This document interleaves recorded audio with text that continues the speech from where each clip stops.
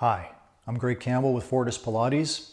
In this video I'm going to show you how to replace the side carriage wheels on one of our aluminum studio reformers. So this is a pretty simple process. Really the wheels come right off and go on. It only takes a minute. First thing you're going to need to do with the aluminum reformer is get it flipped on its side. So what I'm going to do is, because I don't want to scratch up my reformer, I don't want to scratch up my floors, I've got some towels. I'm going to put them on the floor just under where I'm going to be tipping that frame onto.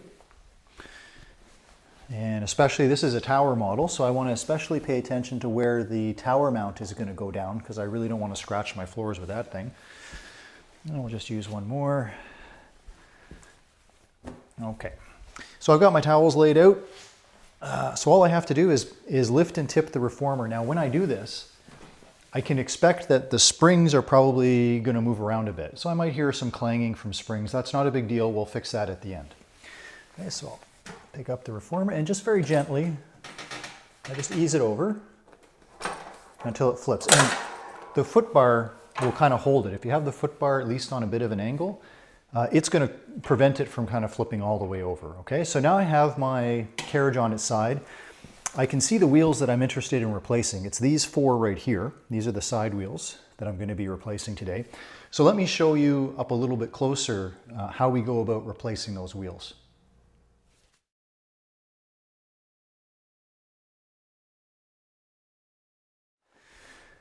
All right, so we're ready to remove this wheel.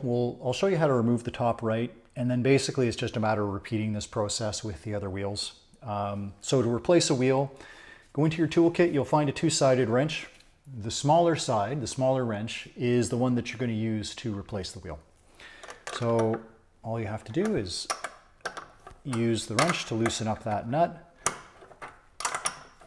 And so I'll just keep loosening that until I can take it off by hand. There we go, that should be loose enough now. Okay, so we'll take that off the rest of the way. So then I have the nut off, and I'll put that aside safely. I'm going to need that in a second. I take the wheel off.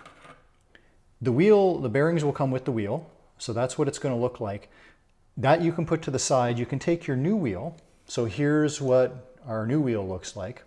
And all you have to do is put that back onto the same bolt that you just took the original wheel off of. Now the only catch could be, and I'm not sure if you'll be able to see this on the camera, there's a little spacer in between these two bearings on either side. And it can kind of flop around sometimes and prevent you from getting it on. So if I try to put this on right now, it kind of gets in part way and that's getting blocked by that. All I need to do is take a screwdriver or my Allen key or something and just kind of push that spacer so it's centered and that wheel will slot on, okay? And then all I have to do is put my nut back on. So I'll take my nut, I'll screw it on, use my wrench to tighten it up the last little bit. Now in terms of tightness, I want it to be like hand snug, like a little bit snug, but I definitely don't want to over tighten. If I over tighten, what I can actually wind up doing is putting a lot of pressure on the bearings, and that'll cause this wheel to not spin as well or to prematurely wear out. We want the wheel to be able to spin quite nicely. So this is snug enough. I don't need to go any snugger than that. And now what I would do if I was replacing all the wheels, for example, I'd go over to the other side, I'd replace that wheel, repeating the same process, and then I would flip the reformer back the other way so that I could do these two wheels. Usually you're not going to try to replace one of the bottom wheels.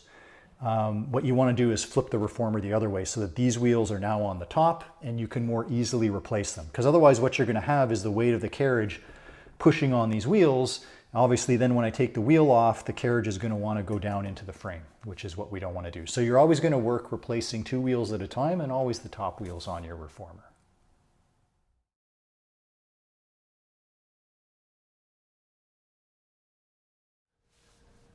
Okay, the final step is we have to get the reformer back stood up. That's just the reverse of what we did at the beginning. So I'll just come over and I'll kind of brace it and very gently tip it and let it come down. And then the only thing that I want to do, most of the time when you flip the reformer on its side, the springs are going to move around a little bit. So I just want to make sure that all those springs are back in the right spot. So I just kind of look under the carriage here and I move those around. Missing one, there it is. Okay, so now I can look down there and all of my springs are in the right spot, which is what I want. And that's all you have to do. You're ready to go back to using your reformer now.